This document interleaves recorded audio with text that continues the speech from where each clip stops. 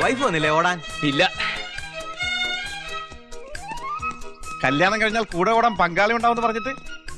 അവള് കൊച്ചു പെണ്ണല്ലെന്നേ. കാലിന് സ്വാധീനക്കുറവല്ലോ ഉണ്ട്? ഇല്ല. മറ്റു പ്രശ്നങ്ങൾ എന്തെങ്കിലും? ഇല്ലെന്നേ.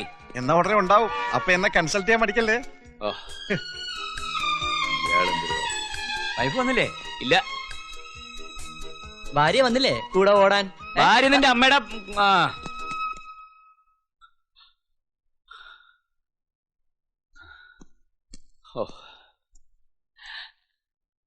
രാവിലെ എണീറ്റാൽ ഉടനെ ചെയ്യാൻ ഏൽപ്പിച്ചൊക്കെ മറന്നോ? എന്ത്? ഫ്ലവർ വേഴ്സിലെ വാടിയ പൂ മാറ്റിയിട്ട് പുതിയത് വെച്ചില്ല. തലേന്നത്തെ പത്രം മാറ്റിയിട്ടില്ല. അന്നന്നത്തെ പത്രവും മാഗസിനും മാത്രമേ ടീ പോയി കാണാമെന്ന് ഞാൻ പറഞ്ഞിട്ടില്ലേ?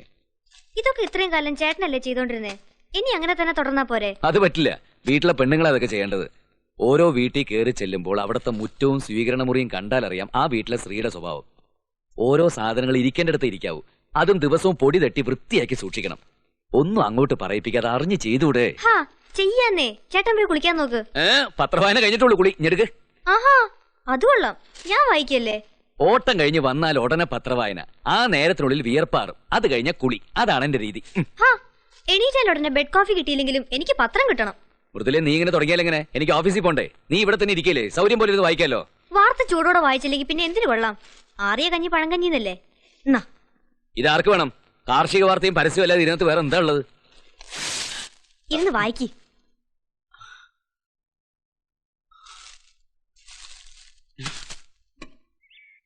എന്നിട്ട് എന്താകാൻ? അവള് വരച്ച വരെ കൂടി അവള് പോകൂ.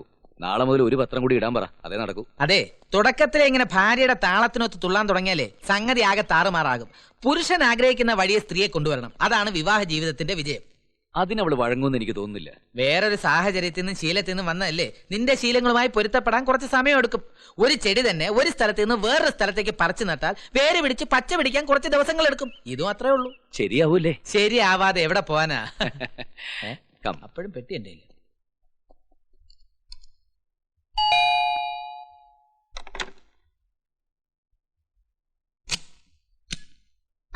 എത്തിയോ?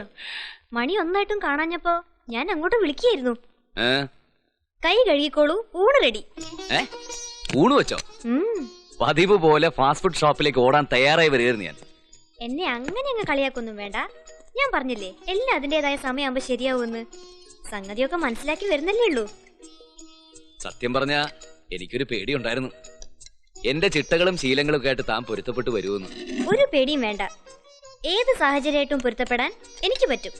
പക്ഷെ കുറച്ച് ദിവസം എടുക്കുന്നു മാത്രം.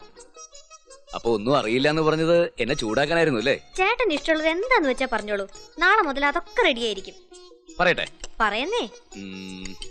മെഴുക്കുവരട്ടിയുടെ എല്ലാ ഐറ്റംസും.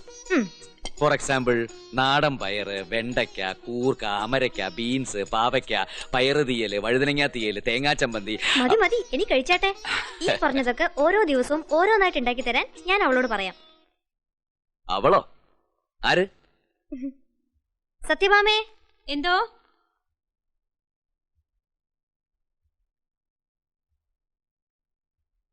ഇതാ അവിടുത്തെ സാറ്. അച്ഛനൊരു കാര്യം ഏറ്റതാ.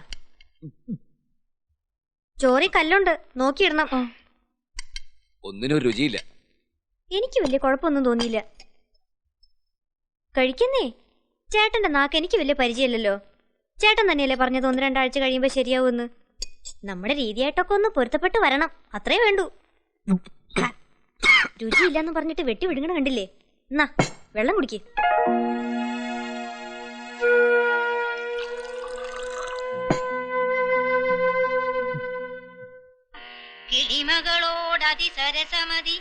ചേട്ടാ, ചേട്ടനത് കാണുന്നില്ലേ? നല്ല സീരിയലാ. ഇവിടെ അണ്ടർവെയർ തേക്കാൻ സമയം കിട്ടുന്നില്ല, പിന്നെയാണ് പൈങ്കിളി സീരിയല്.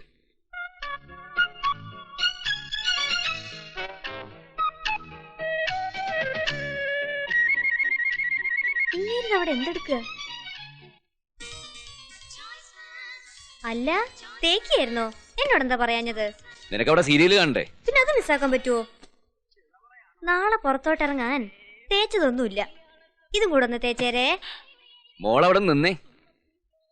എന്റെ അച്ഛൻ യാത്ര പോകുമ്പോ യാത്രയുടെ ടെൻഷനെ അറിയാറില്ല. എത്ര ദിവസത്തേക്കുള്ള യാത്രയാണ്, എത്ര ജോഡി ഡ്രസ്സ് വേണം, പിന്നെ ബ്രഷ്, എണ്ണ, സോപ്പ്, ചീപ്പ് എന്ന് വേണ്ട ഇതൊക്കെ അമ്മ തന്നെ കൃത്യമായിട്ട് എടുത്തു വെച്ച് പെട്ടി ഒരുക്കിയിരിക്കും. അത് കണ്ടാ ഞാൻ വളർന്നത്. അയ്യോ, എന്റെ അച്ഛൻ നേരെ തിരിച്ചാ. എന്നെ കൊണ്ട് ഒരു വക ചെയ്യാൻ സമ്മതിക്കത്തില്ല. എല്ലാം സ്വയം ചെയ്യണം. ഗാന്ധിയനല്ലേ, സ്വാശ്രയ ശീലം. എന്തെങ്കിലും പറയാനൊക്കുവോ? സീരിയല് തീരും, വേഗം ചെല്ല്. ശരിയാ. ആ ദേ. ഛെ.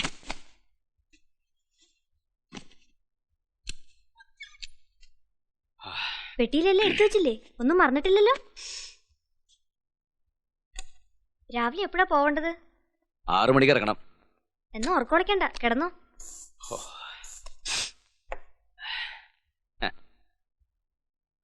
ഞാൻ ഒരാഴ്ച മാറി നിൽക്കുന്നില്ല, നിനക്ക് വിഷമമൊന്നുമില്ലേ? അത് പിന്നെ കാണാതിരിക്കോ? എന്ന് വെച്ച് കണ്ണീരൊലിപ്പിച്ച് നിലവിളിച്ച് നടക്കാനൊന്നും എന്നെ കിട്ടില്ല.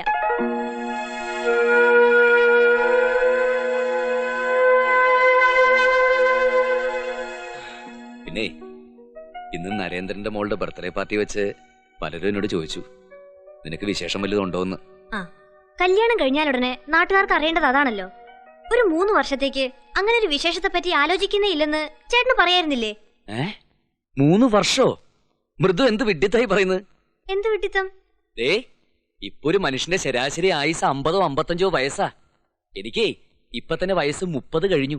ഇപ്പൊ ഒരു കുഞ്ഞുണ്ടായാലേ നമ്മുടെ കാറ്റ് പോകുന്നതിന് മുമ്പ് അവന് പ്രായപൂർത്തിയാകും. മാത്രോ ഓരോ വർഷം കഴിയുന്തോറും സ്കൂൾ അഡ്മിഷനും വിദ്യാഭ്യാസവും ഒക്കെ വലിയ പ്രശ്നമായി വരികയല്ലേ കൂട്ടാ. അപ്പൊ വീടിന്റെ പ്ലാന് മാത്രമല്ല, ജീവിതവും വരച്ചു വെച്ചിരിക്കുകയാണല്ലേ? ജീവിതത്തെ കുറിച്ച് ഇത്രയ്ക്ക് കണക്കൂട്ടേണ്ട ഒരു കാര്യമില്ല.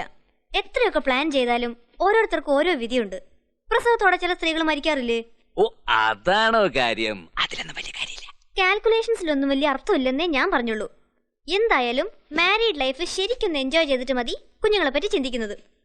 എനിക്ക് ഉറക്കം വരുന്നു. എനിക്കവിടെ പ്രാന്തളകി തുടങ്ങി. മുമ്പിലൊന്ന് കിടക്കുകയും ചെയ്യും, മനുഷ്യനോട്ട് തൊടിയിക്കില്ല എന്ന് പറഞ്ഞു. ദിവസം ഞാനോട് അതേ എന്താ? ഒന്നുമില്ല, ഉറങ്ങിക്കോളാൻ. ആ, ഇന്നെന്ത്?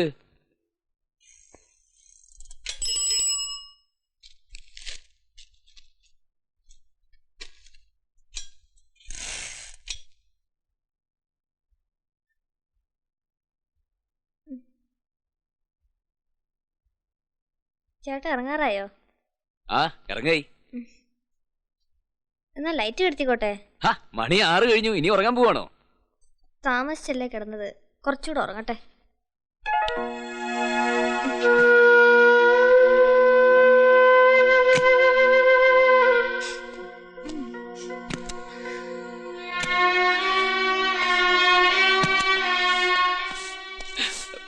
സാർ ഇറങ്ങുകയാണോ? ഞാൻ ഇപ്പൊ ചായ ഇട്ട് തരാം. ചായയും കാപ്പിയൊന്നും വേണ്ട, ആദ്യം ചൂലും കൊണ്ട് പോ.